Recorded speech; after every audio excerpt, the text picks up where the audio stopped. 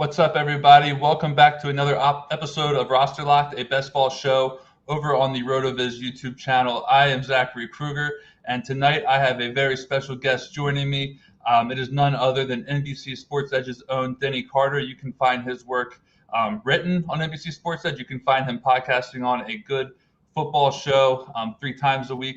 Denny, how's it going? I'm producing content by the second here as we approach the regular season. Content is coming out of my pores. I refuse to stop podcasting. I refuse to stop writing. It is the busiest time of year, and honestly, I prefer August over the season itself. Right. In many ways.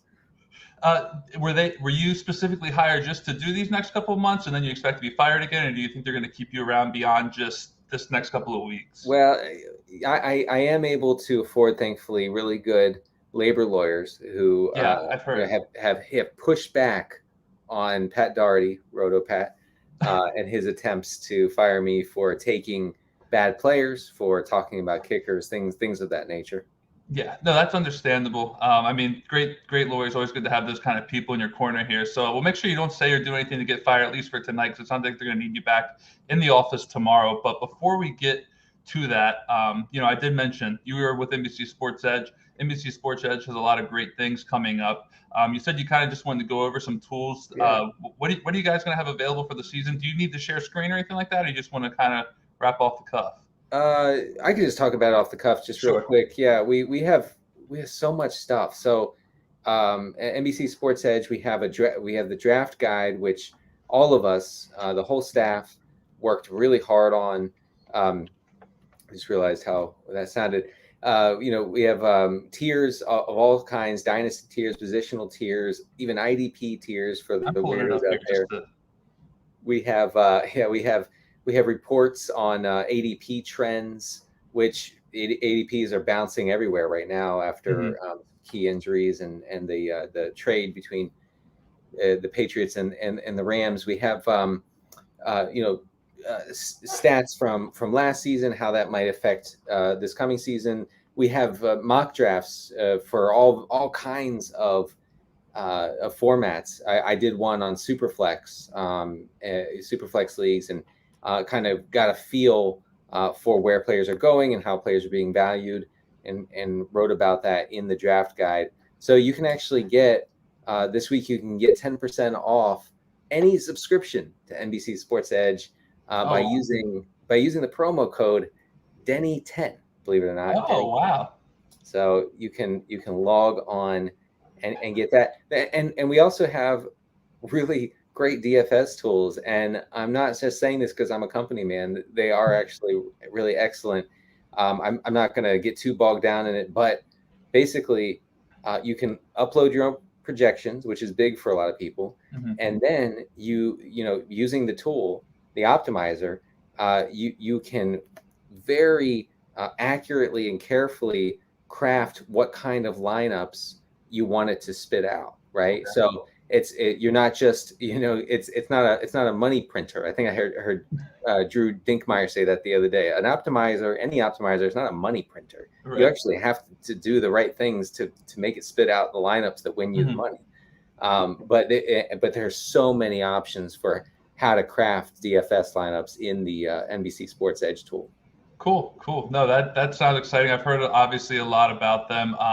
If I recall correctly, not too long ago, you guys also did a podcast where you did like the mock draft tool. Is that correct? I think where it was the mock draft where it flies you through the picks really quickly. That was, I thought, a super convenient tool for anyone who's maybe not been living quite the degenerate life that I know at least myself and Denny have. If you guys are now just beginning to retreat from your families and finally getting into fantasy football for just a week or two, maybe the mock draft tool over on NBC Sports Edge is a great way to get started. I believe it's free. Is that correct, Denny? Yeah, it is. It is. Yeah. It is free. You can honestly do a draft in like 3 minutes, 4 minutes. It's so quick. You can get your reps in. If you're a well-adjusted person who hasn't been sweating over ADPs since February, right? Which is just remarkable that we do that every year. Then that's a good way to get a feel. It's good to get a feel for what kind of team you like. you can toy around with that and say, do I like wide receiver heavy? Nope, I don't. I'm not comfortable with it. Yeah. Fine. Not everybody can be perfect. So you go ahead and you can try the robust RB. You can try out all sorts of stuff. Robust RB. Good one, Denny. Good one. We definitely won't be doing any of that. No, but I mean, it is a really good tool. So if you're tuning in, if you listen, check it out. I did do a mock draft on it. It was a lot of fun, and he's not kidding. You get through it very quickly. So it's a really, really great tool to use. Another thing you mentioned was the NBC Sports Edge DFS tool. We're not going to use it just right now for this, but I did mention to you the other day when having you on, I said I would like for you to run me through CFL DFS because you may be surprised to know you're the only person on Twitter tweeting about this right now.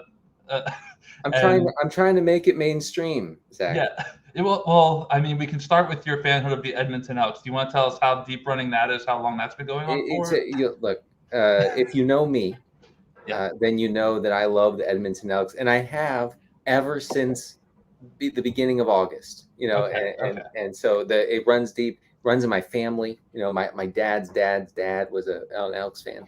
Yeah. I mean, the Elks are pretty atrocious, turns out. But I really like their name and their colors are cool, so I went with them. There's nothing wrong with that. Yeah. So the slate. Sorry. Let me get into this real quick. Sorry if you hear my son running around. You're fine, not a problem. I'm real quick. I'm going to get us into it, and I'm going to let you cover it. We're going to do the Maple 5K to first slate, right? Is that okay? Yeah. Okay. And we'll just go ahead and win the 5K. Yeah, we'll win the 5K. I heard that you have some notes. Did you want to show that to everybody real quick, just so they can see exactly how deep we are into this? So I make my DFS notes on paper, which makes me a boomer. I understand, but exactly. I really do find it easier to digest the information when I do that. And I know, look, I'm 97 years old because of this. I get it. Here's the thing, though, Zach. This is from scouting the newspaper from the previous week's games, correct? And then that's where you pull your notes from. That's right. And I still get my stats from the newspaper, and which is why I'm in the industry. That's the only reason they're even in print. Yeah, but there are only 3 games on the slate this week, Zach, because my Elks game was canceled due to COVID issues. I saw. And I'm devastated, quite devastated. But we're going to go forward, and we're going to put together a winning lineup. So would you like me to start here with quarterback?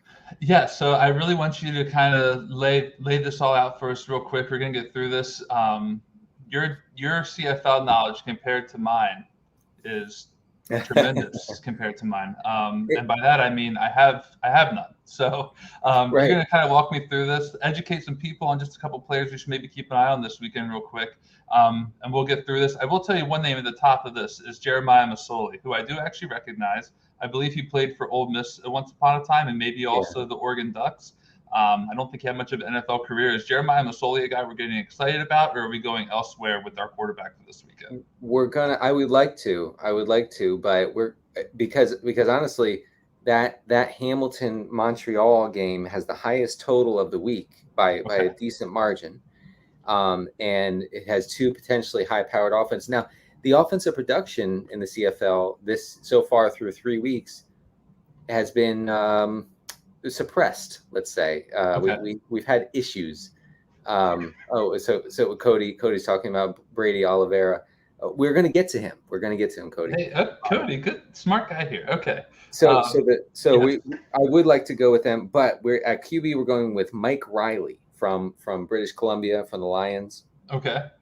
Now Riley is not like the most super productive quarterback. In fact, he looks like the most weathered, beleaguered, old veteran quarterback that you could ever imagine. He has gray hair, gray 3-day growth. Yes. He looks like he's been through hell. He's seen it all. You're describing Y.A. Tittle, the CFL's Y.A. Tittle to me right now, I believe. Yeah. I saw pictures of him in the Hall of Fame, and he looked like he had seen some stuff. Yes, Mike Riley has been through it all, apparently. I mean, he's probably like in his mid-30s. He looks like he's 55. And so here's why we're going with Riley. He's playing an Ottawa team that gives up a nearly 80% completion rate, which is the highest in the CFL. Ottawa allows the 3rd most yards per pass attempt. and BC, which is Mike Riley's team, Mm-hmm. Is only running the ball 14 times per game, which is the second lowest in the CFL. So if they're going to produce against a poor Ottawa defense, then it's going to come through the air, I believe. Now, how is it that the opposing defense is allowing an 80% completion rate? Are they not allowed to field cornerbacks in the CFL, or is that just for Ottawa in particular? They don't have defensive backs on the field. They're getting Ottawa. Have you looked into this? Especially the last 2 weeks, they have gotten thrashed through the air. I mean, the teams just get whatever they want against Ottawa. So we're going to go with Riley, and we're going to stack him with a former Dallas Cowboy in Lucky Whitehead at wide receiver. Wide receiver. Let's go there first real quick. Lucky Whitehead. Is this guy? So he should be in the 7 somewhere. There he is. All right. So interestingly enough, the numbers that you gave us don't seem to match up very well with these prices. Riley is not the most expensive quarterback on the slate. Whitehead is not the most expensive wide receiver.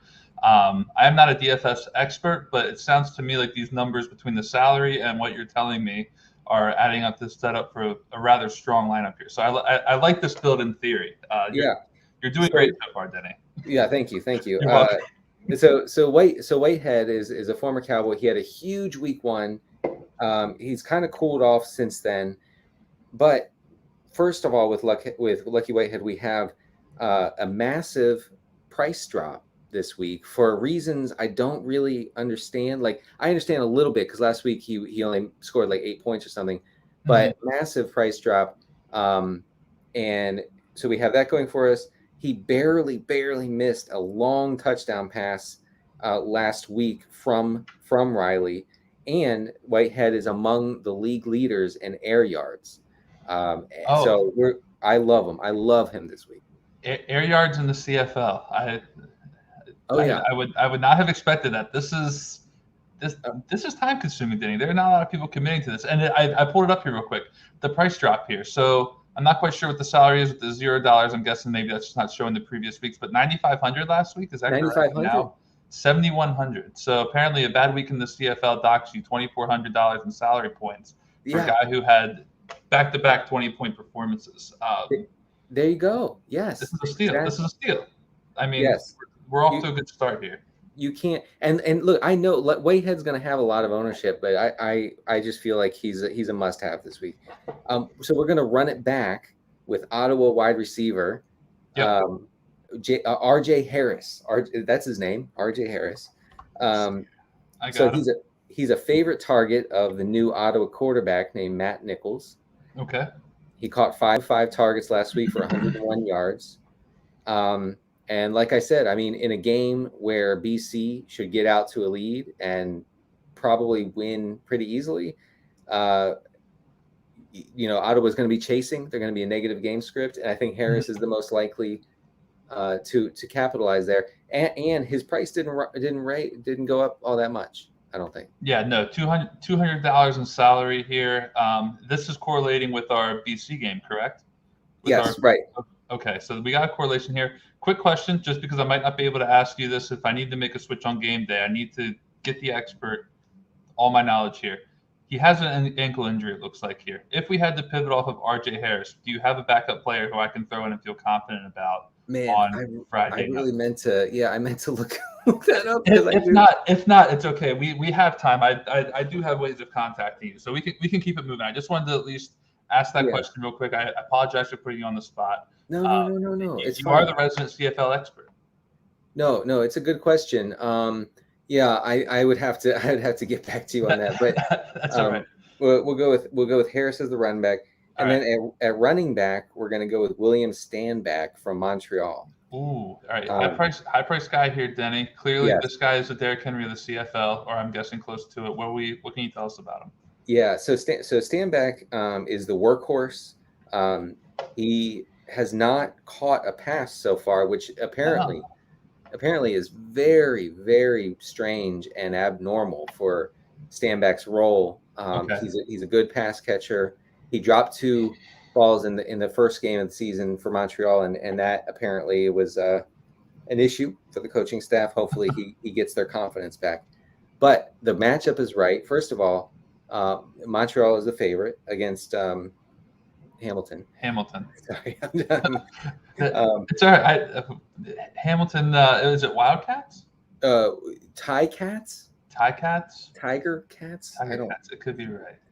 I'll find out for us. And anyway, Hamilton has the second worst team against the run, and it's tough. Like finding a solid running back play is pretty tough in the CFL. But we're gonna go with Stanback. Do they tend to rush just a little less in general in the CFL, or? Yeah, right. Well, because they're only 3 downs, so if you I did not know that. This is how bad it is. So it's 3 down football. It's only 3 downs, and so if you have second and more than 5, more than 3, really, you gotta drop back and pass. Wow. Okay. Which is great. I mean, it's part of the reason I really like the CFL. Okay. I like it. Williams Stanback, running back. We've got 2 flex to go in the defense. What are we looking at? Yep. Let's fill in the defense real quick. We're gonna go with the Winnipeg Blue Bombers. We're gonna pay all the way up for defense. All right. Blue Bombers are a solid defense. They are at home, which they have one of the best home field advantages in the league. They're 3rd in sacks and yards per game, and they're playing a pretty lifeless Calgary offense with what it amounts to a 3rd string quarterback. Okay. We're going to correlate that with Brady Oliveira, the aforementioned Brady Oliveira. Oh, Cody's guy. In the flex. Is he a running back, I take it? He is a running back. I understand the correlation because the Blue Bombers are going to be winning. They're going to be running the ball, correct? Right. And Oliveira has had, if you want to go to his, if you want to click on his name, he's had 2 down weeks. So his price has dropped. Mm-hmm. But he continues to be basically the only Blue Bombers running back who's getting carries. The receptions, we could use a little more action in the passing game, honestly, but we'll go with it. Also, Calgary has faced the 2nd most rushing attempts in the league. Oh, okay, perfect. We're going to because they're not very good, correct? Calgary is not very good. No, Calgary is not good at all. Okay. So we like this. We like this guy with our defense. I love it. Okay. And so we have one more. We do. Well, we have one more flex here. All right, we're going to go with Markeith Ambles. The AMB. Here he is. Yeah, Ambles from Calgary. So he's relatively cheap. He led the team in targets last week with the new quarterback, and Calgary should be chasing points in this one. They're 5.5-point underdogs on the road.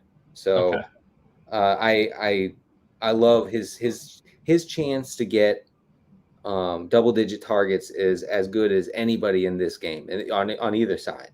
Okay. So I'm going in on Ambles, and we're going to have $400 left. Yep. But honestly, I played around with some of the, try to use that 400, and I couldn't. I feel good about this one.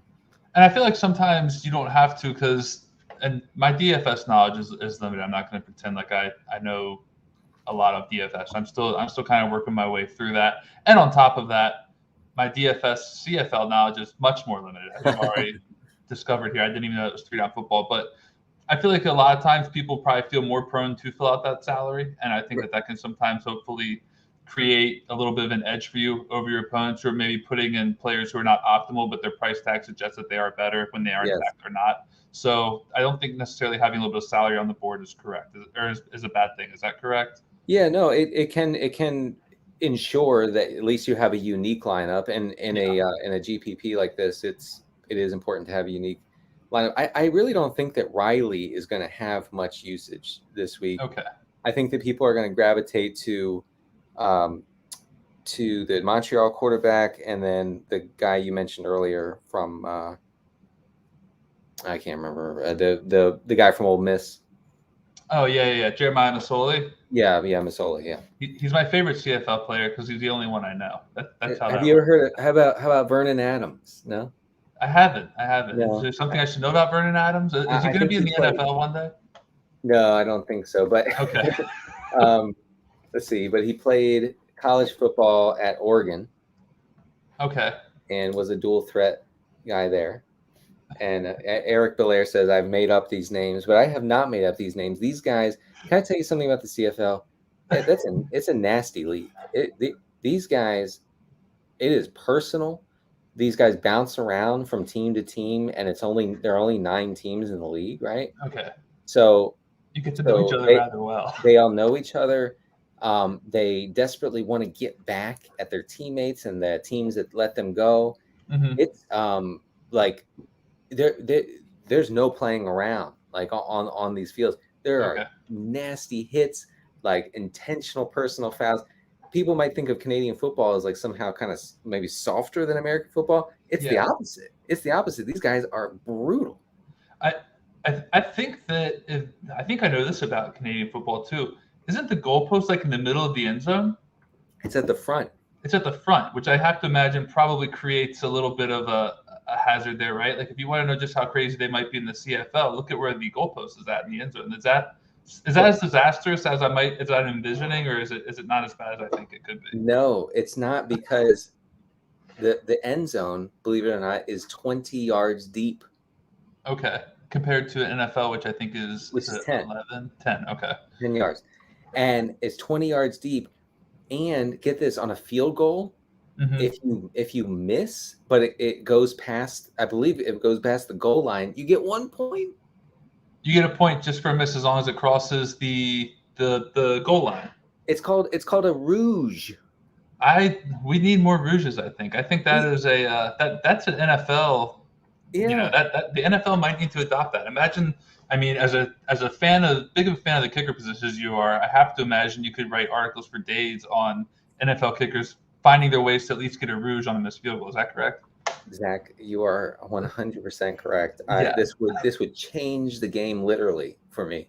I've become a Denny Carter student over the years, and I know what you love to write about. I study it. I try to, really look a little bit deeper beyond the article to really find out, what can make this guy tick next. I think rouge articles in the NFL is your future. We'll petition, and we got a little bit of something in here. Just want to throw this up real quick. I hope we're not going to get too triggered, but Cody, right. we're talking rouges, so get the hell out of here with that. Denny, I think that's where Denny's going to be going with next year if we can petition the NFL to do it. So that's interesting, though. Absolutely. Also, one more thing about the CFL, and we can move on. Sure. I don't want to move on. They allow no, me neither. They allow the receivers to get a running start before the snap. That's like Arena Football League rules, correct? Yeah. Okay. It's wild. Can you imagine NFL receivers with a running start? Tyreek Hill be running like a 4.10 off the line. That's insane. I actually don't understand how every game isn't like 40 to 35.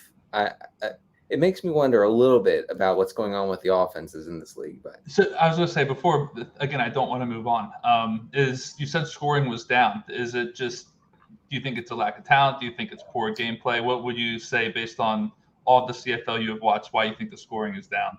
So it seems like they didn't play at all last year. It was 647 days or something between CFL games. Okay, so they might have just forgot how to play. And I think that these guys are rusty as hell.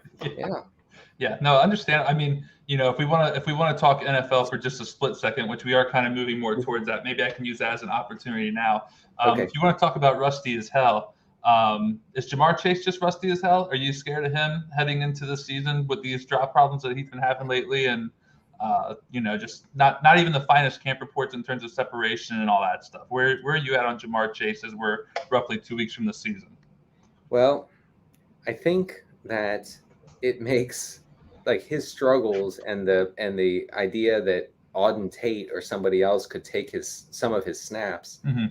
I think makes T. Higgins, who honestly there was always a good argument for why T. Higgins was the better pick over Chase. Mm-hmm. It makes him like a must-have at his ADP.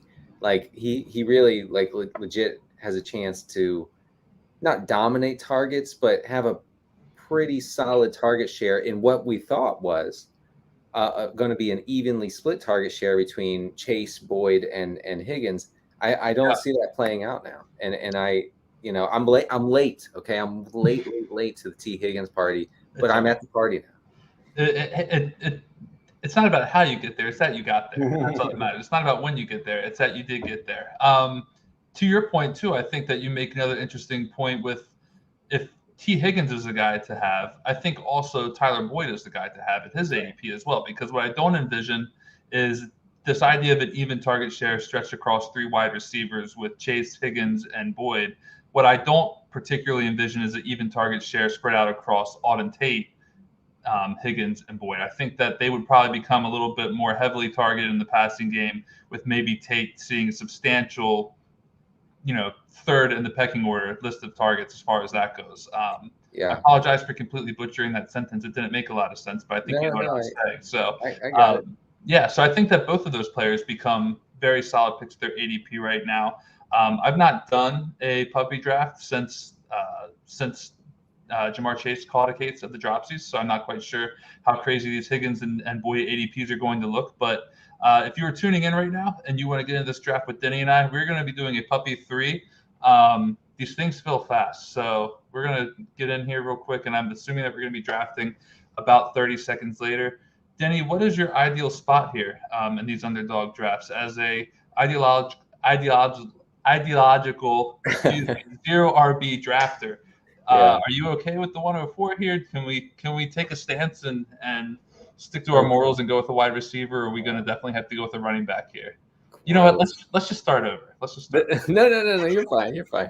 No. We let's go with the hand we were dealt here. The 4th pick. I mean, because this is the this will test your mettle, honestly. Yes. But here's the thing: if this was just a 12-team best ball, I would feel like, okay, we're just gonna go with Zeke and move on. Whatever. Mm-hmm. Yeah. I feel like since it's the puppy, like let's go nuts. Let's go with Devontae Adams. Yeah, that is. And if someone's tuning in, the only way we're losing Devontae Adams is if they snipe us here. So let's go Devontae Adams here. There is a chance that Hill. Or Hill. Who would you prefer, Adams or Hill? I try to stick to the guest preferences here. Who would you prefer here? I think it'd be Adams for me personally.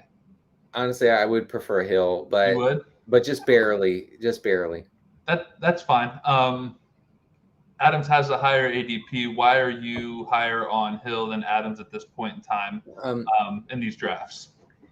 I guess there's two things. One, the way that Tyreek Hill was used in most of the second half last year, which was not just as a downfield guy, but as a guy who was gobbling up targets, on intermediate routes, which is like hugely important for consistent fantasy production. Yeah. And then I have a hard time believing that Devontae Adams can have this outrageous touchdown rate every single season. Like I just feel like it has to come to an end at some point. Now, am I saying, oh, definitely Hill over Adams? No. Like I'm torn, and I love, if I can get Adams, I'm getting him. Don't get me wrong, but sure. Man, I have a hard time saying no to Hill. Okay, so you got him. Yeah. I went ahead and went with Tyreek Hill. Derrick Henry's coming. You do make a really good point. Adams, he can't necessarily always have a crazy touchdown season, and we realized that as someone just put them off the board when I was going to use his previous stats as an example. But he only had 5 touchdowns the year before last, and the year before that he had 13, which is still obviously phenomenal. But 18 is just ridiculous, and the touchdowns that we got out of Tyreek Hill over these last few seasons, we know that he's capable of producing at a similar level to Adams when both are playing at their best. If anything, I think Hill does it with a little bit more efficiency. But as far as the overall touchdowns, overall yards, they're both going to get there. It's just going to be a question of how they do it, and their games are just different. But I don't think that we need to bank on touchdowns being so reliable for Adams that we say that he is the bona fide wide receiver 1 overall. There is certainly room for Hill. Calvin Ridley is another player who I like as well, who just went here at the 112. So this draft is moving quickly. We went Tyreek Hill first here. Do we run it back with another wide receiver? Do we run it back with a tight end? Let me get quarterbacks out of here because we certainly don't want that. Yeah. Yes, Zach. Since it's you and me, Zach, we're not doing this running back thing. Okay, Yeah, let me get that out of here too. Talk to me in the 10th round. That's right. Yeah, talk to me in the 10th round. we'll see what happens here. I mean, maybe we should at least have somewhat of a good plan here, but we've danced this dance before, Denny. We know That's right. we are zero RB experts. You're about to build a extension, correct, off of the money that Gus Edwards wins you in 2021. Is that correct? You already have the winning set aside for that. You remember that? Yeah. We talked. I believe. Did we talk about that on a Good Football Show? It's embarrassing what I remember from that stuff. Let's get this pick in real quick, but I believe you did though. I'm gonna throw Darren Waller in here. Is there someone else you want over Waller? Oh, AJ Brown, Justin Jefferson, CeeDee Lamb. No, let's go Waller. Yeah, let's go Waller here. Yes, but I believe that you did talk about a extension being built off your house with Gus Edwards was just yeah. I remember this stuff. I am a big fan of a good football show. I listen to it quite regularly. For anyone who's here listening, if you haven't checked it out, definitely do so. It's a perfect blend of humor and football knowledge. Lots of great things love about that show. Really good crew overall. But yes, Gus Edwards, one of Denny's favorite guys. Still the case right now, Denny. Training camp's kind of been moving forward a little bit. I think a lot of Ravens news has not been that great in terms of the Ravens passing more this season. And now I don't think I'm bullish on Dobbins still at his ADP, but I think I'm becoming even more confident in Edwards as we get closer to week 1. So this sounds like a bit, but I really do, like with the Baltimore backfield, I really do feel like, why take Dobbins in the 3rd when you can simply take Edwards in the 10th? I mean, there's not going to be like a monster difference between their opportunity. You can argue about talent all day, but I'm not going to really engage in that. In a talent battle. I'm not either. And when it comes down to some of the stuff that we look for in running backs, one of the things I had pointed out in an article earlier this year on RotoViz was people used Mark Ingram. Let's make our pick here real quick, especially since we just lost who we had queued up. I'm going to put Keenan Allen in the queue just so we don't get stuck with nobody we want. Anyone else here? Do you like Amari Cooper with this Dallas offense? I do. Yes, I actually do like him over Allen. Okay. I would prefer Lockett next after Allen. Cooper and then Lockett and then Allen would be your order? Yeah. Okay, we're going to go with Cooper then. Let's get Cooper real quickly. We got him. So we're good to go there. But to go back to my point real quick, a lot of people like to kind of use Mark Ingram's 2019 season as an example for like what J.K. Dobbins can do this season, because Mark Ingram kind of outplayed his expectations a little bit in Baltimore just based on his age, coming in a new offense. Not quite sure what he had left. But in looking at some of the passing numbers that Baltimore had towards their running backs in 2019, even in looking at just Mark Ingram's absurd touchdown upside, I think that when you're considering J.K. Dobbins in 2020 and talking about him, or in 2021, and talking about him having some kind of substantial role, I'm not sure that I can see his role being that much greater than what we saw out of Mark Ingram in 2019. And I think that he's going to need some insane touchdown rates in order to replicate what Ingram did in 2019. So that's kind of like what people I think are pointing to, like as one of like the things like, oh, he's more talented than Ingram, and look what Ingram did when he had more of the shares. I'm not really buying into that. I think there's a lot of threats to Dobbins' touchdown upside in that Baltimore offense. Lamar Jackson aside, I think that Gus Edwards has a chance to be stealing some goal line touches as well, and kind of being a thorn in the side of that 3rd round ADP and J.K. Dobbins. Have you been drafting any of Dobbins at all? Do you agree with what I said? Do you have anything else that you should throw in there maybe? I haven't drafted Dobbins once in my whole life. So no. Congratulations. I think I did once. I fell asleep. And I could possibly see myself drafting J.K. Dobbins when he's the running back 2 on Seattle's roster or something in 3 years. But the 27-year-old J.K. Dobbins is looking very attractive. But for now, I don't believe that I'm going to go with much Dobbins. I'm looking at ADPs here that you have pulled up.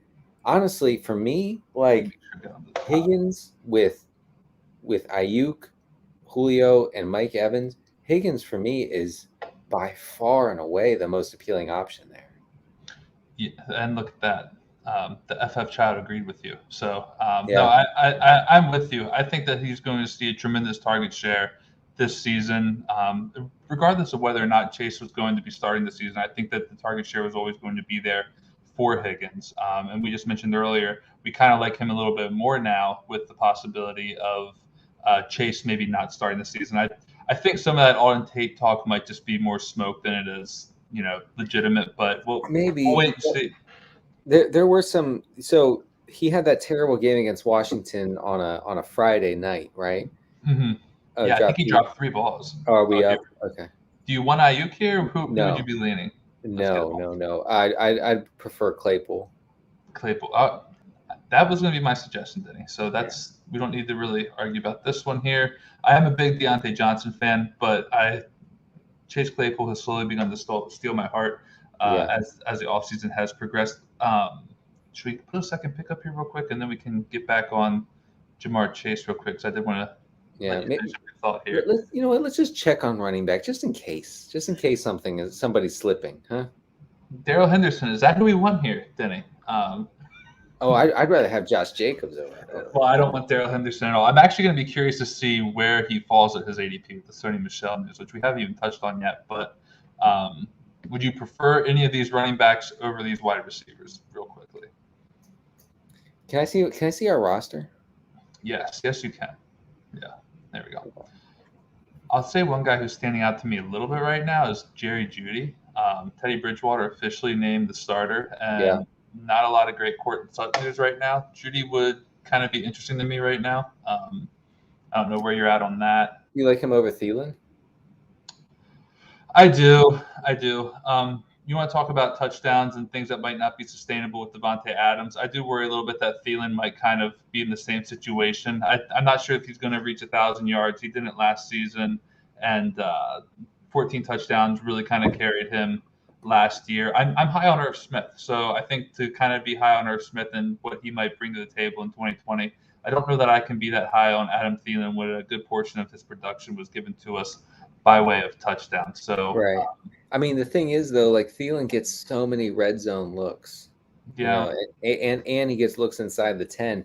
I don't know if that changes so much, but I mean, touchdown production is fickle anyway, mm-hmm. so that doesn't change.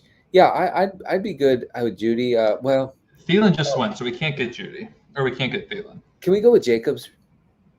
Oh, you want to? Yeah. All right, let's go with Jacobs here.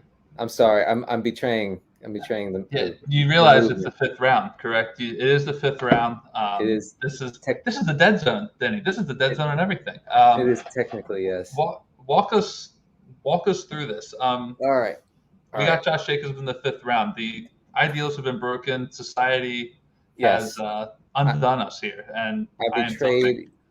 My statue could be toppled in the town square at any moment here. Which I think is right down the road from where I live. So maybe I'll go see if there's a crowd out there after this show. And I get it. And they're coming for me. So Josh Jacobs is, I think, going to dominate rushing attempts in the Raiders offense. Kenyon Drake can be used as whatever kind of pass catcher. It doesn't really matter. I feel like Kenyon Drake is not the kind of player who's going to force the Raiders to use him as a rusher over Jacobs. So Jacobs is going to get all or most of the high value goal line touches. He's going to continue, as he has the past 2 years, continue to see lots and lots of volume when the Raiders have neutral or positive game script, which is a little bit of an iffy situation, but that's why we can get him. That's why we can get him in the 5th round. Yeah. So, I feel like Jacobs has been a rather unpopular pick. His ADP is one thing, but it even seems like getting him in that 5th or 6th round, people kind of act like it wasn't a smart pick. And on one hand, I see the logic. I've been torn on Josh Jacobs, so everything you just said is exactly why I would be drafting him too. I think he was number one in red zone touches last season, if I'm not Yeah. mistaken, or near the Yeah. top. Like Yes. he was insane last season. And I personally am with you. I don't think that Kenyon Drake is going to be a player who is going to take much of that away. And I think down near the goal line, it's going to be Josh Jacobs as well. So if that happens, and I don't think it's too much to ask if that happens, then I think that Josh Jacobs is looking at a double-digit touchdown season, regardless of maybe even how bad the Raiders could be. And they may not be very good, but if Jacobs is still getting all of those valuable touches down near the goal line when the opportunities to score presenting themselves, then I think a double-digit touchdown season is well within his range, hopefully close to 1,000 yards, maybe a little bit more than that. And I think that there's a world where Kenyon Drake could still have some receiving upside for those who are taking him, but Josh Jacobs can have the touchdown upside that makes him worth a 5th-round pick. Also, if you all need the case for Jacobs on RotoViz, which you might be familiar with this piece, Stefan Lacco wrote a piece, 5 reasons Josh Jacobs will be the steal of fantasy drafts in 2021, and the argument is strong.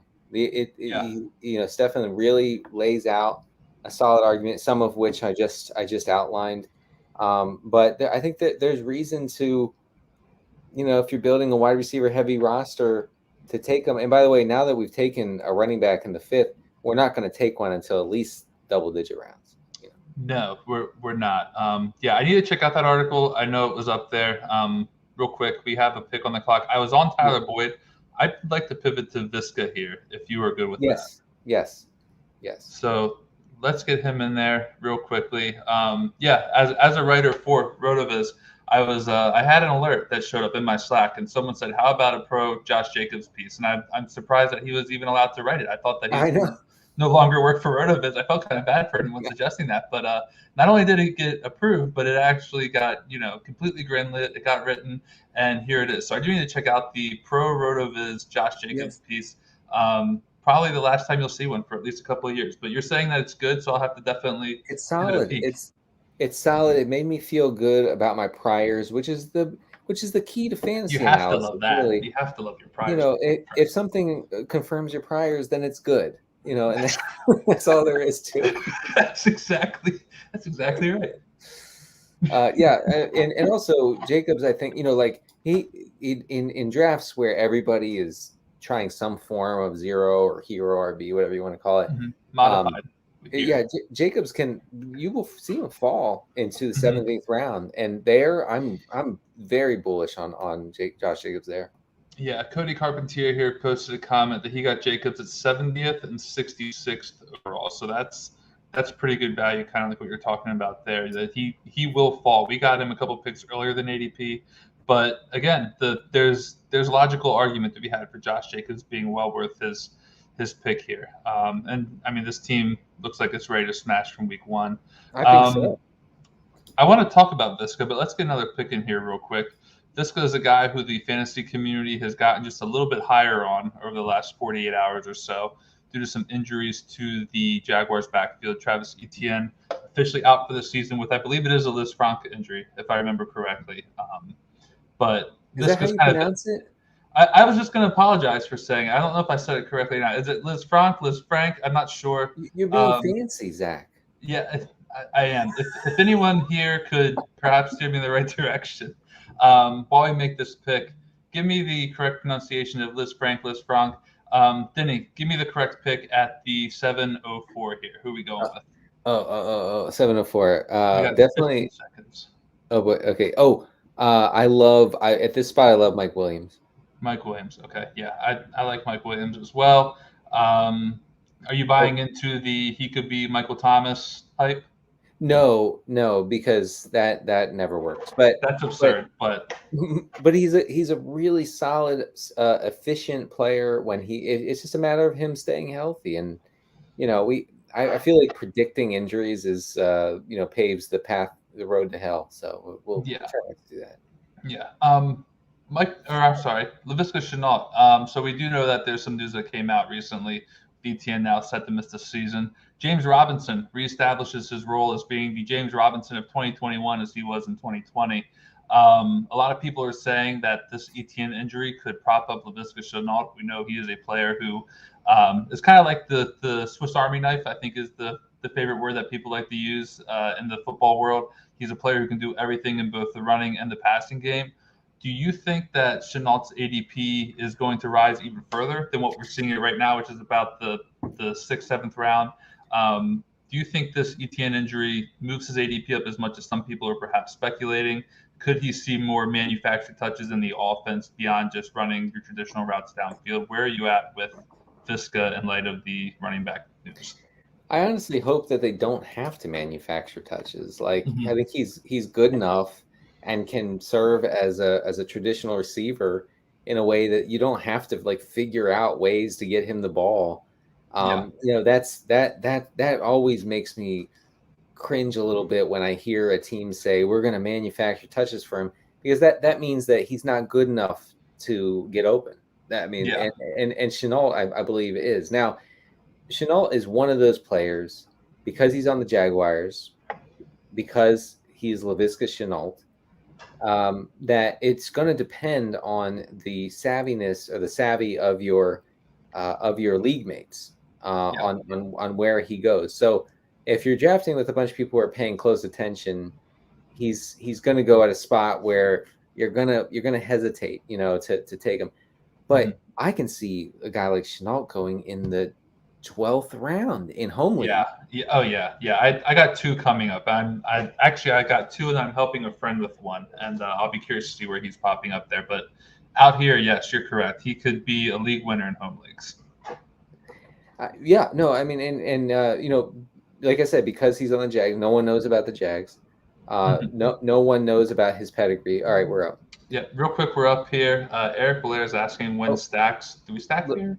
Yeah, let's go QB. Get these off of here. Rodgers, Brady, Lance. All right, do we want to go Lance?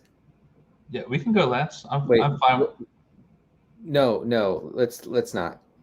All right, go back to receiver. Oh God, Moore. I was gonna say, can I put Elijah Moore in there real quick just to make it happen? All right. Yeah, well, we weren't prepared. We haven't looked at quarterback yet. Maybe it's time we at least pull it up there so we can say we're looking at it. Yeah, I think let's go. Can I get wide receiver off here for a minute, you think? Yeah. All right. Yeah, because we are sitting on a 1-6-1 build right now with no quarterback. So 0-1-6-1, and I don't think we need a tight end anytime soon. These are the quarterbacks we're looking at. Let me just real quickly here.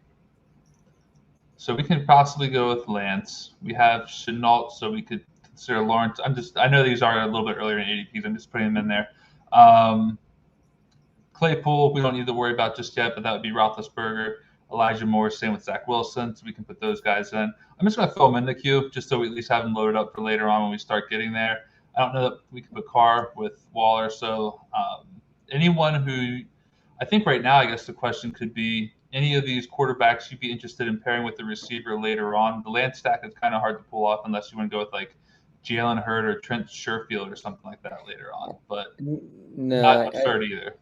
Yeah, I think Lawrence is our best bet because Herbert's gone, right? Yeah. Herbert's gone, and if we want to go with Lawrence as our quarterback one, we do not need to take him here.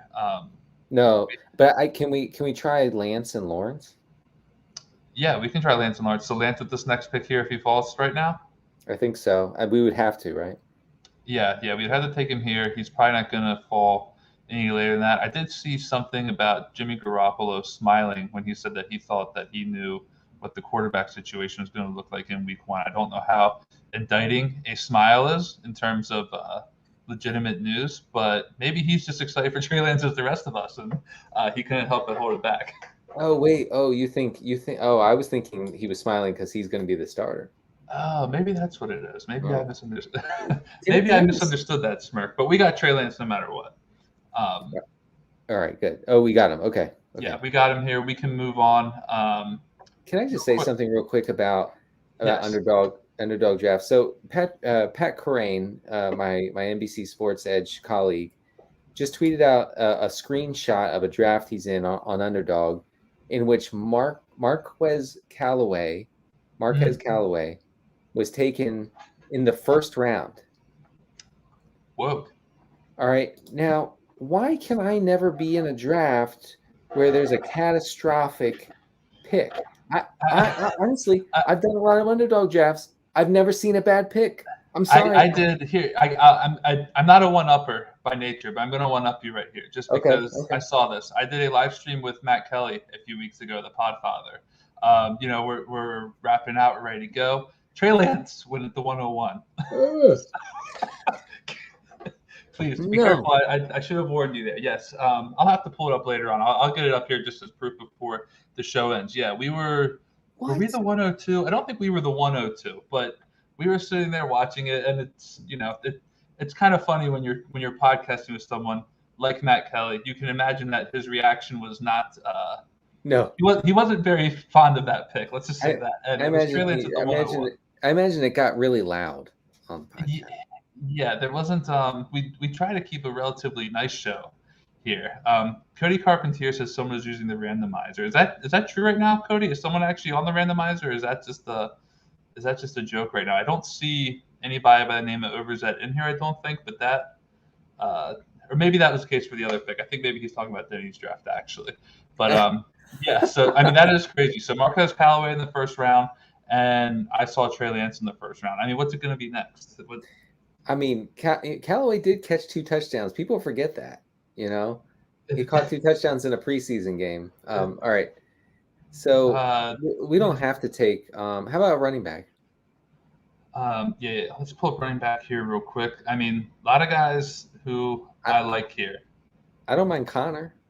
I don't mind Connor either. Right now I'm up on the top here. This is the old John Daigle trick that I learned. You put him at the top of your queue to make sure that when you time out, you at least get who you want. James Conner is absolutely fine with me here. He's a decent pick. If we wanted to go with the hyper fragile build, which I don't know if we necessarily want to, but it's on the table still. With a guy like Josh Jacobs and James Conner, there wouldn't be any like bye-week conflicts or anything like that at this point in time where we would have to say that we can't go with the hyper fragile build if you wanted to tackle it that way. But yeah, Marquez Callaway in the first round. I don't think it's an overreaction. He did well.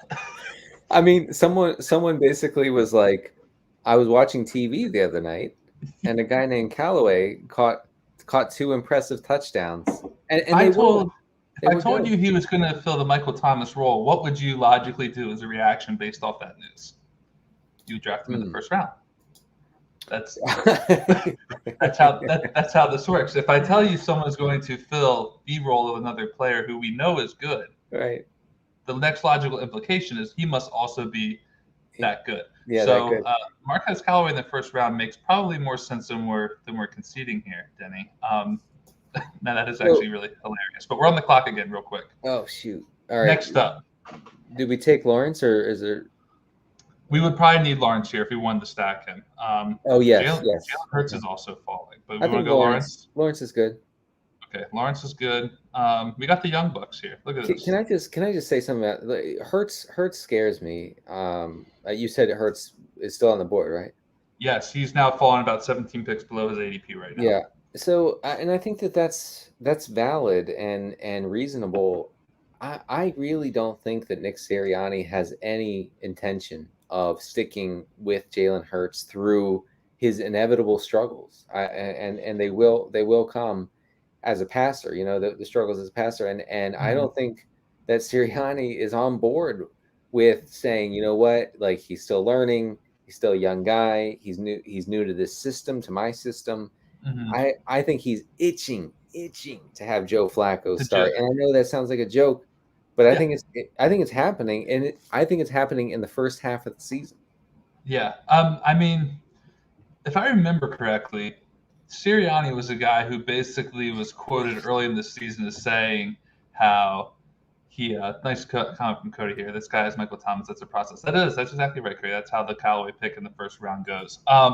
But I think it's interesting because I believe it was Sirianni who made the comment that basically Hurts has an offense to learn, and it's Nick Sirianni's offense. I believe that was kind of the comment that was essentially made. Yeah. Like almost, it sounded more like he was more interested in building Hurts into his offense rather than catering his offense to the talents of his quarterback, which I just think is so crazy to see in the year 2021, where we've now seen several quarterbacks with unique skill sets have offenses completely catered to them. I've had the conversation with friends before that I think that if Michael Vick was playing with John Harbaugh in 2019, we might have seen one of the greatest quarterback seasons of all time. And Lamar was pretty damn good that year. But I think that having a player who and having a coach that's willing to conform to those players' talents, you can really kind of hit the ultimate ceiling with those players. Real quick, we have 20 seconds here. I want to get your thoughts on that, though. Where do you want to go with this pick? Let's get these quarterbacks out of here. We don't want that. Okay, we have a little bit of time. What do you think? Can you scroll down a little? Yeah, let me scroll down. We have 9 seconds here. This is getting gross. Oh man. I'm gonna put Gabriel Davis in here just because we're gonna time out. All right. We'll be better. We'll be better prepared for the next pick. I didn't know who had the highest ADP. Yeah, we would have been stuck with Jalen Reagor or Gabriel Davis actually. So that's okay. That's okay. I mean, I probably would have gone tight end, maybe Everett or something. I don't know. We could get him with the next pick. I mean, that's still on the table. Everett is a fine pick here with our build. As far as if we wanted to go 2 tight ends, we could absolutely do that. That would make a lot of sense here. Oh wait, I mean, I know we took Waller in the second. Are you suggesting that we go 1 tight end?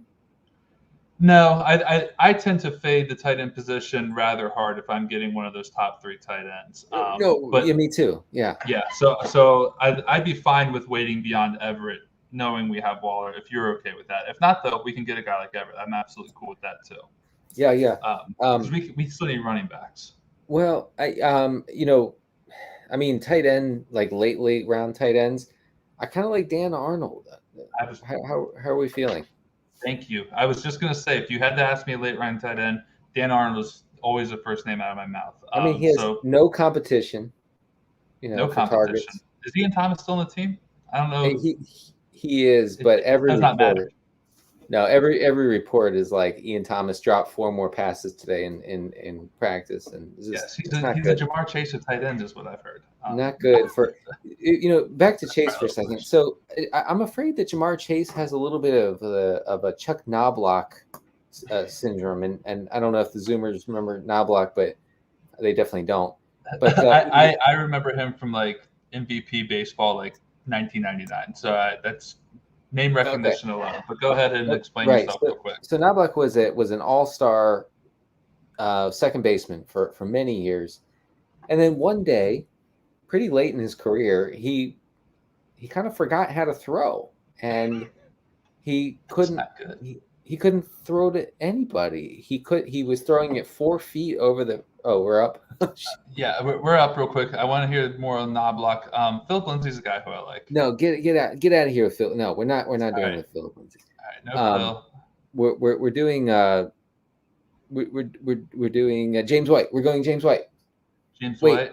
Wait, we're going Stevenson. Ramondre Stevenson right now? Yes. In this round? Oh no! It's a little early. We got Rashad Bateman. Oh, it's okay. It's okay. He'll come back from his injury. I'm not trying to be smart here. Are you fine with the big reach on Ramondre Stevenson here in this pick? Is it a big reach? I mean, it would be a reach by about 40 picks for his ADP. Well, but that I don't think that's factored into the fact that Michelle's gone now. That is true. Good news is we can get him next pick as long as no one's listening, Denny. We'll get Stevenson next pick here. We just have to hope no one's listening. Yeah. We just have to hope no one's listening here. Finish up Knobloch, and then we're going to talk about running backs here because you make a good point. So it's not good that you forget how to throw a baseball if you're second base. So he had the yips, and it happens with golfers too. Like golfers get the yips, and they just can't like make their body do the thing that they've done over and over and over millions of times. And Jamar Chase has caught footballs millions of times. And it seems like, according to practice reports, he no longer remembers how to catch a football. That freaks me out. Yeah. I mean, I had a case of the yips once, Denny. If you'd like to hear about it. Yeah. I played in a beer league softball a couple years ago. And to start the season, I was an okay hitter. I couldn't do much else, but I was an okay hitter. And we had a game one weekend where somebody threw a slow pitch knuckleball. I'd never seen anything like it before. It threw me off tremendously, and for the rest of the season, I could not get the ball out of the infield just about. And I think that he gave me a legitimate case of the yips. Really? I was regularly playing most games, and by the time we got to the playoffs, I was on the bench, not playing in beer league softball because I blamed a knuckleballer for giving me the yips, and I forgot how to hit. So been there. I was a Jamar Chase of beer league softball in 2013, 2014. Yeah. So many people said it at the time. Yeah. Yeah, exactly. There's a lot of foresight in that league. A lot of people knew who was coming long before they were ever actually mentioned by the mainstream media. Which Jamar Chase was 9 years old at the time. Yeah, that's exactly right. So we're about to be on the clock again here. You said we should factor in Ramondre Stevenson and consider the news of the day with no Sony Michel. Stevenson he's been insane this preseason. You're good with this right now. Yes. No, listen. Okay. It's 100% Stevenson exposure. That's what I'm going for. Okay. For the rest of the month. Yeah. I mean, he's been insane this preseason. How much usage do you think we're actually going to see for him? Well, at first probably not a lot, not a ton. But I think he's better. I think that he's better than Damian Harris. I think that he is, as Rotopat would say, Stevenson is not a zero in the passing game, which means that, and Damian Harris is absolutely a zero in the passing game. Yeah, he is a zero in the passing game. I do like him on the early down work. I think Damian Harris does have a chance to be a very good contributor if Cam Newton gets off the field sooner rather than later. Newton is who I worry about taking Damian Harris's, his goal line touches. But I think the sooner it becomes Mac Jones' season, then I think the sooner Damian Harris is definitely a buy there. But Ramondre Stevenson, like you said, he is not a zero in the passing game. I think people imply that because he kind of looks more like, a slower power back, that he is not a running back who is built for the passing game, but he is. The numbers show that. So I'm not against Ramondre Stevenson at all. Especially don't have any comments about the pick here. So thank you everybody for understanding the logic behind it. This is a much nicer place than Twitter, I see. So thank you everybody for loving this pick here. We're coming up on round 15, Denny, and we have 3 running backs. We have 2 quarterbacks. We have every wide receiver you could possibly get, and we have a tight end. I guess I have a couple questions here before we get to our 15th pick. Do we want a 3 quarterback build? We obviously need a second tight end, and how many running backs are we looking for? Oh no, I say we stick with 2 quarterbacks. All right. And we get another tight end. Yep. Just one more. Yep. I don't know who quite yet. How many more picks do we have? We're going to be up in 2, and then we have 15, 16, 17, 18. So we have 4 more picks left. Okay. So let's look at receiver. Hey, you like these guys. Yeah, just one more. Yeah. I promise it's over after this. We're on the clock. We're looking at everything but quarterback here, Denny. Shoot. Gosh, that's tough. Wide receiver is thin. Don't like it. Do not like it. I'd be open for McKissick. I'd be open for... Yeah, let's do McKissick. The only other one, let's do McKissick. I was also going to suggest Troutman or Henry, but both of those guys are injured. Now, they said Troutman may have avoided a big injury in the preseason. Likely out 1 to 3 weeks. That would get you pretty close to week 1. I'm assuming No, I'm out on Troutman completely. You're out. Are you in on, is it Jeremiah Johnson? Who's the other Jawan Johnson. Jawan Johnson, yeah. I don't know. In this format, I don't. I think it's just an avoid situation. It would still be Dan Arnold here. Yeah, no, I think it should be Arnold. And then I'm gonna put him in the queue. For receiver, let's narrow this down. Someone I was thinking of, and now because I want one more receiver. There's a guy who I like here. Cody Carpentier knows who he is. Quez? Quez is who I like here. Cody got me on the Quez. I believe the recent news is he's been the starting slot receiver. Doesn't say it here, but I believe I saw that he was starting out of the slot. So Quez is a guy who I think is interesting. Yeah, you go ahead and star him. Okay, let's get him in there. And then I'm going to keep on scrolling down here because I'm guessing that the player you want is probably still on here. So you just let me know if we need to stop. I can go back up too. Mm-hmm. Juwan Johnson's listed as a wide receiver. That's interesting. Oh, he's listed as a receiver. Huh. Well, I definitely don't want him now then. Sherfield could be a Lance stack if we wanted to go last pick. No. Preseason. No. You know what? I've seen enough. Westbrook, you've seen enough. All right, I've seen enough. Let's get out of here. Was it one of these top guys here? Just out of curiosity? Eskridge, No. Slayton, Nico? No, it wasn't. I was thinking if Randall Cobb was available, but I guess he's always gone. I think Randall Cobb tends to go a little bit earlier than I'm comfortable taking him. He's got about 13th round ADP. Not bad. I worry that he's dusty and maybe a little bit too dusty for 13th round ADP. I think I might be able to find someone else who presents a similar ceiling or a similar floor to Randall Cobb with perhaps a better ceiling. So, like Quez Watkins, I think could possibly be a guy like that. I'm gonna pull up running back real quick. Yeah. Oh, you know who I want at the very end? Our last pick. Mm-hmm. I want it to be Kylan Hill. All right. Decent preseason, correct? With the Packers so far. And he would, in all likelihood, kind of be the Aaron Jones of that team. If something happened to Aaron Jones, I think he has the talent to kind of be a decent replicant of a Aaron Jones type running back. So I like that pick. Kylan Hill's production profile is off the freaking charts, and I'm sorry to the kids for saying freaking. I try to avoid cursing, but yeah, crazy. Okay, we're up. Let's go with Watkins. I'd say we have 3 picks here, so we can try to go Watkins, Arnold, and Kylan Hill, and that'd be it. Yeah, we go with that. Yeah. In the perfect world, this is how our draft ends, and we can just sit here and talk football. Maybe get back into some CFL because there's not much playing left to do now that we have everybody queued up here. But go ahead. You were talking about Kylan Hill's profile because you're right. It is absurd. Some people thought he maybe should have gone drafted higher than what he did. So talk to us about Kylan Hill for a second. Yeah.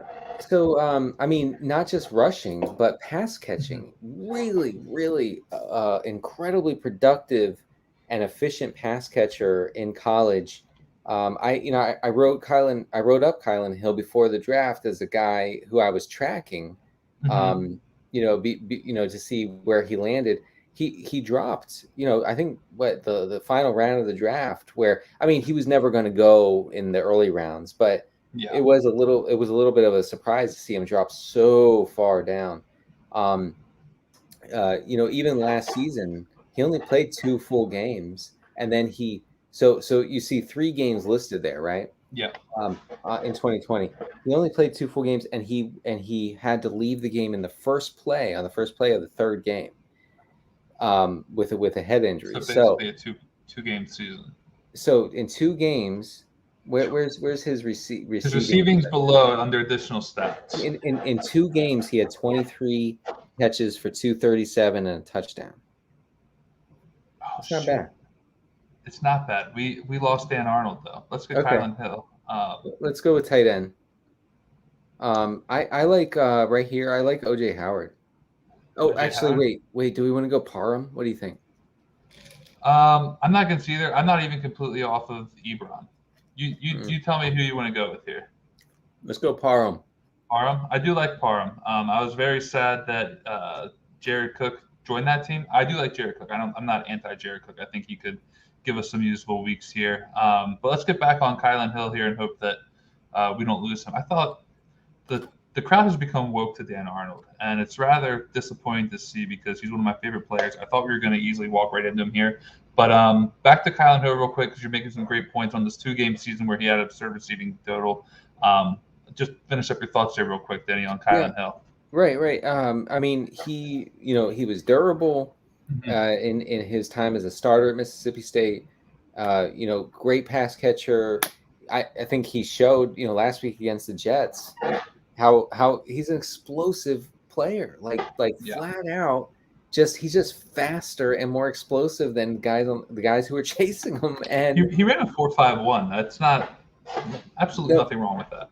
Right, and yeah, he didn't test great. I will say that I believe reading, I remember reading that his combine did not blow anybody away, which makes sense. But I think that the assumption that AJ Dillon would like dominate backfield touches if Aaron Jones were to miss time this year, I think that could be that could be ruined a little bit by Kylan Hill. Yeah, no, AJ Dillon to me is a player who his only upside, I think, and I like AJ Dillon, but I think his only upside in terms of a Aaron Jones injury really just comes with the early down touches. But we might even see a situation where Dillon is commanding a few more early down touches than we expect him to right now, even when Aaron Jones is healthy. So Dillon, I think, is just going to kind of be that early down grinder back.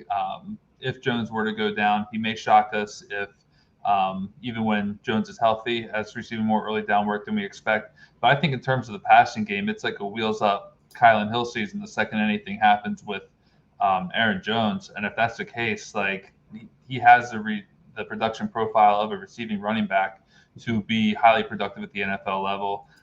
Even when you look at even just his rushing stats in 2019, 242, 1350, and 10, where he still had 18 receptions for 180 yards and a touchdown. Like he's kind of the total package, I think, in a lot of ways in terms of just the skill set that we're looking for in wide receivers or in running backs, in particular in these PPR leagues, or in the case of Underdog, half PPR. So I think that Hill has a very good opportunity to see his ceiling raised, much higher than his ADP is suggesting right now, if something were to happen to Aaron Jones. And I think AJ Dillon is more likely to maintain a role that he may have even if Jones is healthy, if that makes sense. Yeah, no, it does. I mean, AJ Dillon has never caught passes on any level of football. Yeah, Pee-wee League, I read, was the last time he caught a pass. Yeah. He did. He caught 6 balls in 2011, I believe, in Pee-wee. Yeah, so Hill would take that, yeah. Yeah, I like him a lot. One other running back who I like, who is not profiled as a pass catcher, but now he's made also a lot of buzz this offseason, is Jarrett Patterson of the Washington football team. He did not catch a pass last season. I'm not even sure if he catch a pass the previous season, but Jarrett Patterson kind of falls in that line where not a great pass catcher probably. Now he has surprised us this preseason, catching a few more passes than maybe we expected to see at all this season. Real quick, Kylan Hill is there, Denny, so we're going to get him. We're doing it. That will be our 5th running back off the board. Yeah, it's not my favorite build, not my favorite kind of build, but there's nobody else that really intrigues me at this point. Yeah, I don't think so. I think that the well has kind of run dry. Real quick, I'd be interested just to see if there's any. So I would be curious to know where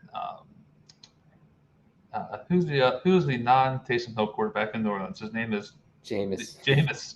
I don't know why I was having such a difficult time with that. Yeah, Jameis. I'd be curious to see where he went, because I've heard some reports that he may be the leader in the clubhouse. That got some notifications across my phone. But no, real quick, Kylan Hill, obviously a interesting rookie. I think Jared Patterson, earlier this year, I had kind of coined him as perhaps being this year's James Robinson. If I had to pick this year's James Robinson, whose name is not James Robinson, my situation would have been Jared Patterson. Now, that's kind of a little grim, only because that would mean that Antonio Gibson obviously not only didn't work, but he may have also gotten injured. But I think that Jared Patterson has just kind of that rushing profile where he can command the heavy workload. I think he rushed for 409 yards and 8 touchdowns in one game against Kent State last year. He was a very productive running back at the University of Buffalo, and now he's had a chance to kind of shine with Washington. He's done a very good job with them, and I think he's going to make the team, and I think that he could have found his way into this year's James Robinson if a couple things may have happened with I hope you like this here. Trash and I hate this team. These are teams that I'm not proud of. I won't be showing anybody, but that's not the case with this team, Denny. This is our team here. Yeah. So let's just recap this real quick. You said this wasn't necessarily your preferred build or your favorite build. What did you mean by that? How would you have maybe done something different going back on this? I guess I guess Let me just scroll. I may have. Well, I would like to turn the Bateman pick into a quarterback, I guess. Bateman into a quarterback. Yeah, we got him in the 13th round. I probably would have also said the same with Gabriel Davis. I don't think either of them were necessarily guys we were chasing. So either of those picks, I think we could have turned into a different quarterback. Even like Roethlisberger or something. Yeah, Roethlisberger would have been a decent pick there in terms of pairing him with Claypool.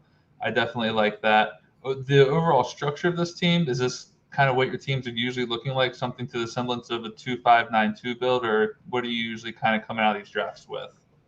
Yeah, something like this. Honestly, I don't I I have way more Fields than I have Lance, and Mm-hmm. that's not an indictment on Lance. Yeah. I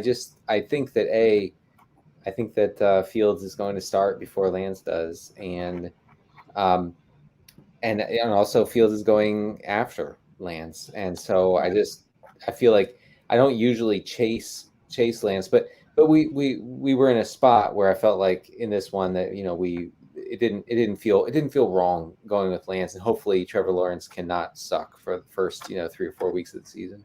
Yeah, yeah. Would you say that? Because I think this is kind of my argument for Fields. For me, I think it's a case of maybe neither of them starts right away, but maybe they both start similarly. But I kind of view Fields as maybe the better value because I can envision a scenario where maybe they have similar ceilings, but Fields is coming in a couple rounds later. Would you say that that kind of factors into your decision to go more Fields and Lance? Or I mean, obviously you mentioned starting sooner, so that's part of it. But if we put Yeah, that aside, do you think that they have similar ceilings as well, and maybe that Fields yeah, is coming in at better value?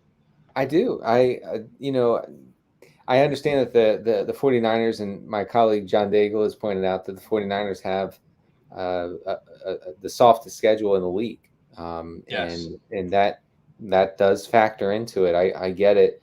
Fields is potentially RG3 rookie year type stuff Hmm. in that Shanahan system. So I understand you know, even 14 starts and he could be like a top 3 quarterback this year. Yeah. Um, but Fields going later. It's just that the part of the draft where Trey Lance is going, I'm always going for a different position. Like I just never can pull the trigger on getting Lance there. It's usually where I wrestle between Lance and a running back if I'm doing like a zero RB build. Yes, right, Yeah, right. so that's why I usually find myself kind of debating between there, because at that spot in the draft, it's where I kind of am telling myself I love my wide receivers, but I hate my running backs. Right. But your running backs are weak. Yeah, my running Again, backs are weak. My again, wide receivers are okay. receiver is very strong. Love it. Yes, yes. Running back, a little weak. Yeah, and even tight end, that's fine. Can I just real quick? This is apropos to nothing, but I have to read you the most RotoViz headline I've ever seen in my life. I just came across this. Please do. I have to share this with the class. Can I pull it up here? Is it on the homepage? It is. It's on the bottom. Here, let me pull it up here real quick, just so we can enjoy it. It's the picture of James Conner in a Steelers uniform. Let me make. There it is. 3 RBs with asymmetric upside. 3 RBs with asymmetric upside to pull together a wide receiver heavy roster build. I mean, that is the most RotoViz thing ever written in world history. And here's the thing, I love it. I love Yes. it. I'm obsessed with this headline. I am too. I will say that when I write my articles, Blair Andrews, I'm sure Blair does most of the editing over at RotoViz.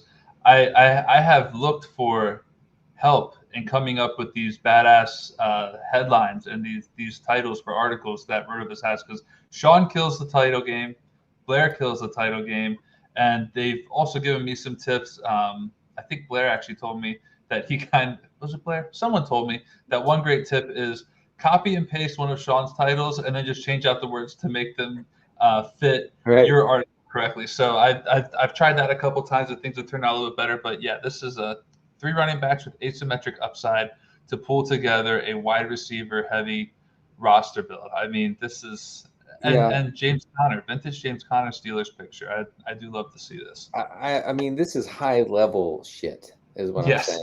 That's right. And I mean, the headline below that on the homepage is reverse engineering the perfect best ball roster to win $100,000. Reverse engineering rosters. Who wrote that? It's you. I've heard of him. That's good. Yes, this has actually been a very fun process I worked through with Sean earlier this year. But go ahead, I'll let you finish your thought. That's good. Yeah, I mean, this is like in the muck, kind of stuff. I mean, you're up to your eyeballs in fantasy stuff if you're digesting this, reading this, like really taking it in. And I we were promoting NBC Sports Edge stuff earlier. I'm definitely a RotoViz fan and have been for many years.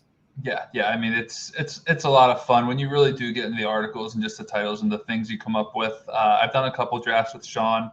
I'm grateful that he does not charge me to have a conversation with him about fantasy football because I feel like he should be.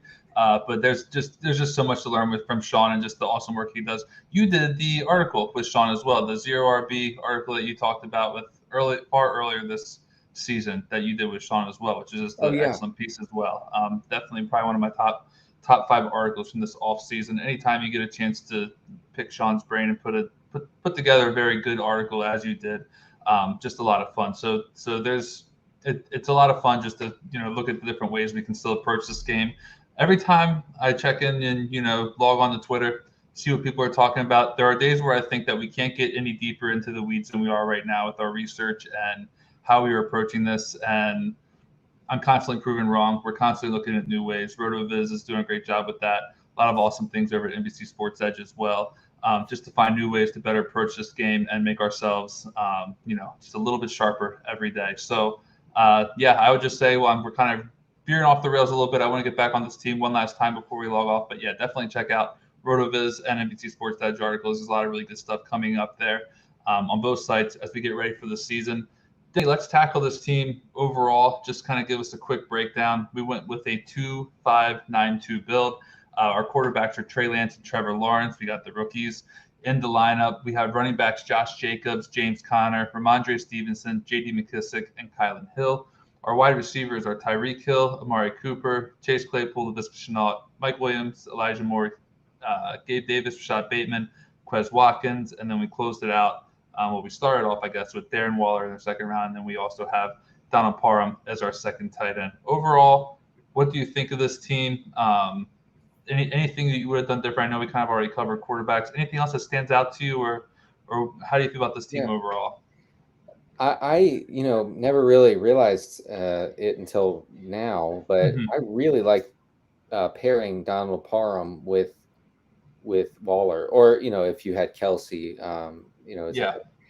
Because I think Parham is the kind of guy who is probably never going to deliver an 8-catch 130-yard game, right? Yeah.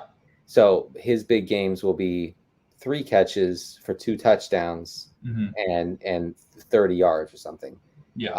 But that works, and if that can cover up a slow week from your top end tight end like a Darren Waller, then that fits really well.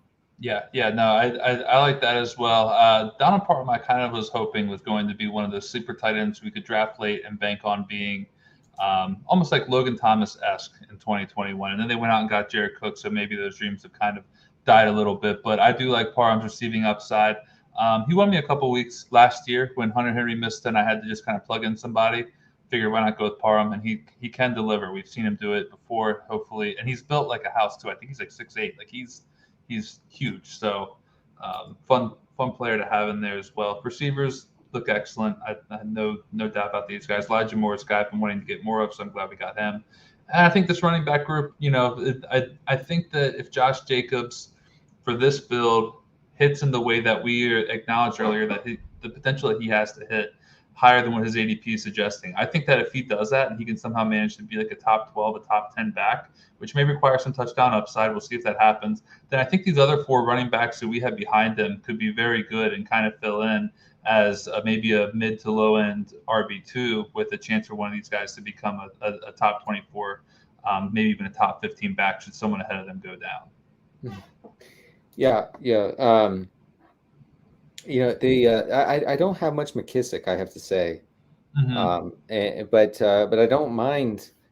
I don't mind having a pass catching back to kind of smooth over our running back situation. With like McKissick's big weeks are not going to be huge, but he's still a thing. Like he's still there, and he's not going to be sitting on the sideline all game, and he's not going to get many carries. But he's going to be involved. And if you have some slow weeks from Jacobs, especially, a guy like McKissick could kind of sub in and get you just enough to kind of get over the hump. Yeah, I think McKissick is kind of one of those guys who does for me exactly what you described. I don't want to have a lot of players who I think are replicas of J.D. McKissick. So I don't want a lot of like Nyheim Hines and J.D. McKissick teams. But I think to have one of those guys to kind of cover some bad weeks from other players, if they have a couple 5 or 6 reception weeks, then I think that they are very nice values at their ADP. They're kind of always going to hopefully exist in a space where they will give you good weeks that will cover those bad weeks, and then you can put behind them a running back like we did in this case with Kylan Hill as someone who we could envision a scenario where their upside is just completely unlocked if an injury should take place to another running back that plays in a rather good offense. In this case, Kylan Hill qualifies for that with Green Bay. And then I think he's a very good fit for this build. I kind of like to get a little bit of everything where I can envision some committee weeks, maybe a couple goal line vultures like James Conner, and then some receiving upside that'll hopefully cover some bad weeks with the home run swing somewhere in there as well. So that's the idea. Yep. Yep. So so I like this team. We're gonna go ahead and get it named up here real quick. What are we gonna name it? What should we name it? We need something better than I hate this team. Those are teams that were actually bad. Well, ideally, what would you name this after? I would name it Kylan Hill Season. That makes sense. Now, I like doing it this way, where you don't put a space in there. I think it just kind of you just throw it in there. It's part of his last name. Now I've seen a couple of people do things like that. Ramondre Stevenson Season is one I see kind of jammed in there, so I like that. We'll go Kylan Hill Season. That's what it might take for this team to become a league winner. Denny, real quick before we get you out of here, just remind everybody where they can find you. We know you're always logged on to Twitter. Where can they find you? What do you have coming up over the next couple of weeks as we get ready to head into the season? I've never logged off. It's true. At CD Carter 13. So I'm going to have my week 1 kicker piece ready for Friday, believe it or not, since the folks are clamoring and I feel obliged to deliver. So week 1 kickers will be ready on Friday on NBC Sports Edge. I'll also be writing a weekly piece on NBC Sports Edge for the column is called Target Decoder, where I look at I wrote it last year. I look at wide receiver and tight end, routes run and target shares to kind of dig into exactly what kind of opportunity they're getting, because a lot of times a guy will have a big week and he runs 15 12 routes in a game and gets 3-4 targets. That's significant.